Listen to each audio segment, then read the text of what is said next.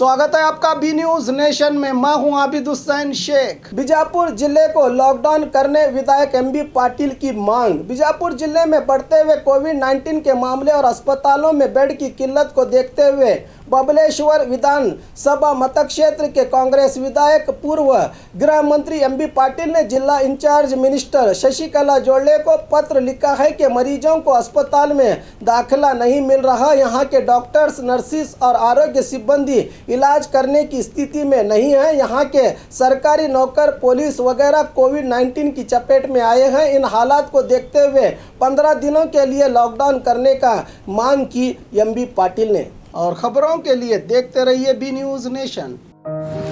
Baghmare hospital में बच्चों की बीमारी से जुड़े माहिर डॉक्टर करेंगे अब इलाज। पैसों से परेशान लोग ना हो ना उम्मीद, कम और रियायती दामों में होगा हर बीमारी का इलाज। 24 घंटे डॉक्टरों की निगरानी में।